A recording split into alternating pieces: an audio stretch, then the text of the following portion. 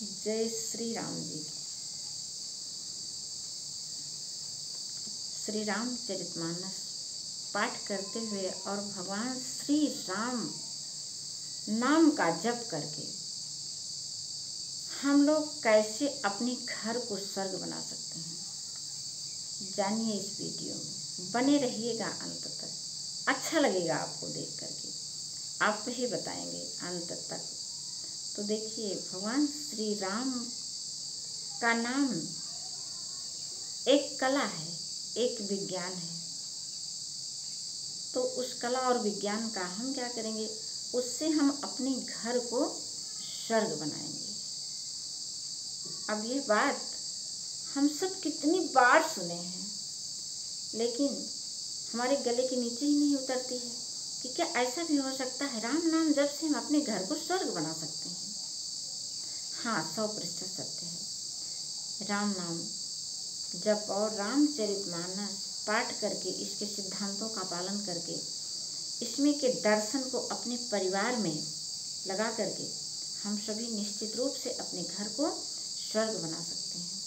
भगवान श्री राम का नाम जप करने से पहले कुछ भगवान के गुण हमको धारण करने होंगे। भगवान श्री राम का पहला गुण था कि किसी को दोष न देना, यानी पर दोष दर्शन नहीं करना है।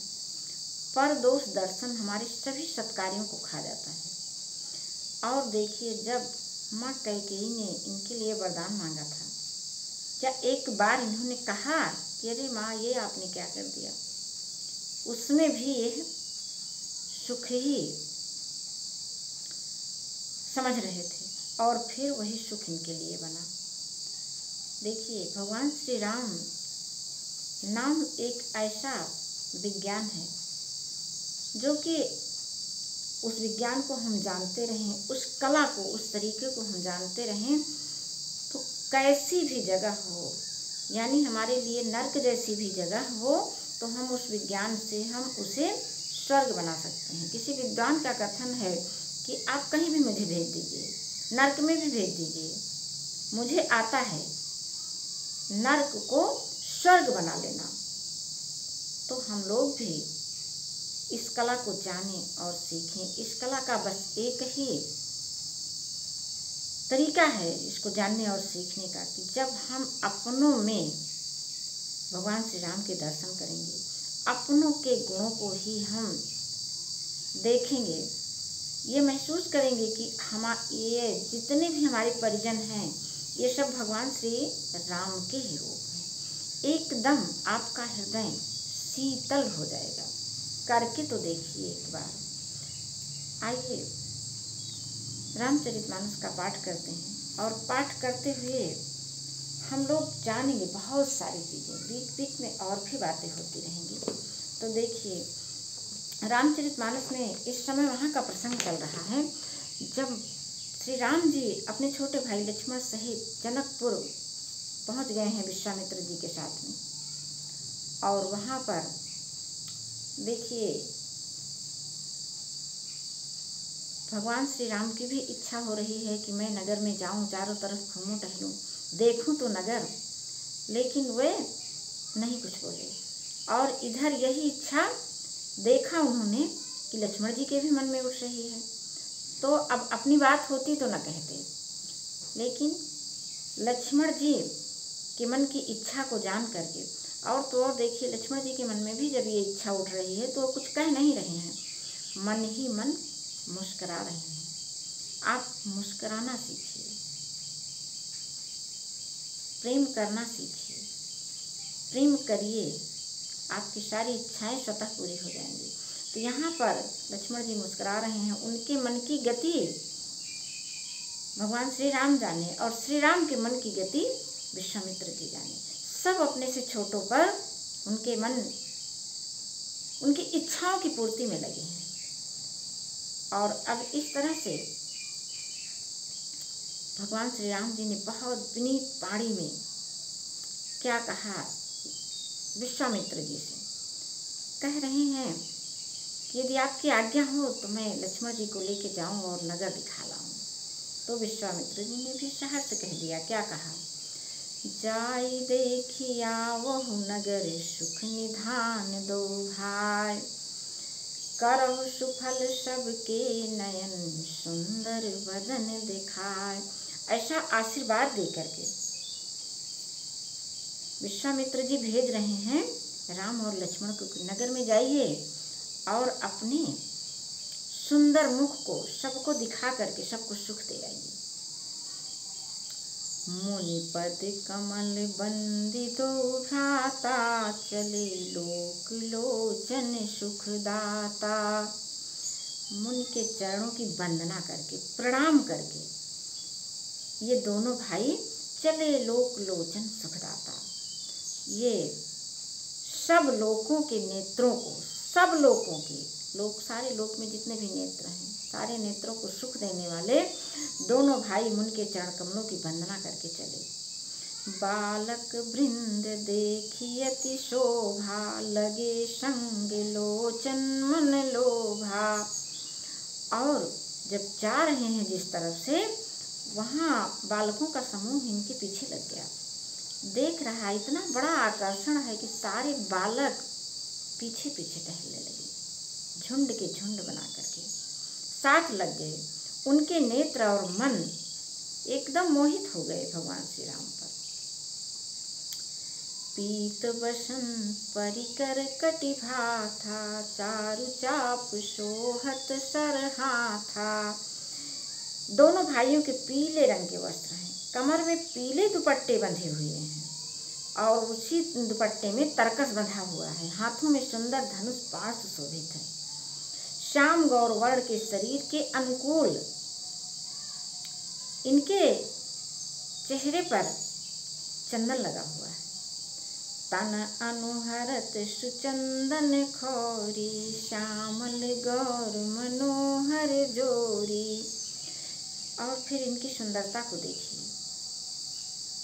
के हरि कंधर बाहु विशाला, उरयति रुचिर नाग मणिमाला। सुभग श्रोण सर सिरुह लोचन, बदन मयंक ताप त्रय मोचन। सिंह के समान पुष्ट गर्दन यानी गले का पिछला भाग, विशाल भुजाएं, चौड़ी छाती पर अत्यंत सुंदर गज मुक्ता की माला है। सुंदर लाल कमल के समान नेत्र हैं, तीनों तापों को छुड़ाने वाला चंद्रमा के समान इनका मुख है। इनका मुख कैसा है? तीनों ताप हरने वाला, दैविक भौतिक तापों को समाप्त कर देने वाला भगवान श्री राम का मुख है। भगवान श्री राम का मुख तो है ही है, हमारी आँखें भी ऐसे मुख को देखने लायक तो हों।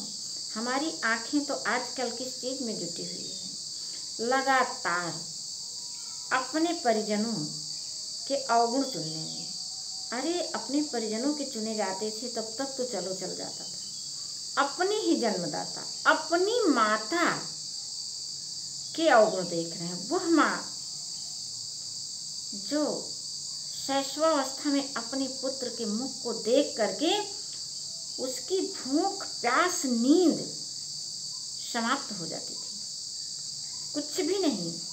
अपने पुत्र को हंसता हुआ देखा तो माँ हंसने लगी, तो रोता हुआ देखा तो माँ भी रो पड़ी। उस माता के अवगुण देख रहे, हे राम कितना बड़ा दुर्भाग्य है, हमको राम मिलेंगे कभी नहीं मिल सकते। पहले अपनी आँखों को तो बनाइए राम को देखने लायक, तभी हम राम को देख पाएंगे। तो देखिए सारे जनकवासी अत्यंत प्रेम से भर गए हैं और इधर राम भी सुख के निधान है। तो निश्चित रूप से हमको सुख मिलना ही मिलना है। कानन कनक फूल छवि देहि, चितवत चितहि चोरी जनु लेहि। जब अपना मन प्रेम से भर जाता है तो किसी का भी चेहरा हो, अपने ही पुत्र का चेहरा माँ को दुनिया में सबसे सुंदर चेहरा दिखता है, लगता है। क्यों? क्योंकि माँ का हृदय अपने पुत्र के प्रति प्रेम से भरा होता है। चितवन चारु भ्रिकुट बरि बांकी, तिलक रेख शोभा जनु चाकी। अब जब हृदय प्रेम से भरा होता है तो सबकी चितवन इतनी सुंदर लगती है, इतनी सुंदर लगती है कि जैसे सारी सुंदरता उस नजर में ही समा गई। रुचिर चौतनी सुभग सिर में चक कुंचित केश, नख शिख सुंदर बंधु दो शोभा सकल सुदेश। ये भगवान श्री राम की शोभा का वर्णन है और इस शोभा को देखने के लिए हम सबको आंखें बदलनी पड़ेगी। आंख जो आज हम इस आंख का प्रयोग कर रहे हैं किसी की गलतियों को देखने में और उसकी गलती देख रहे हैं जो भगवान श्री राम का रूप है, जिसके अंतस्थल में भगवान श्री राम की सांसें ही चल रही हैं, हम उसकी गलती ढूंढ रहे हैं और फिर कहते हैं कि राम हमको दर्शन नहीं दे रहे हैं, राम नाम जब हमको काम नहीं कर रहा है, कैसे करेगा? आप जवाब दीजिएगा। आज की कथा को यहीं पर विश्राम। जय श्री राम जी।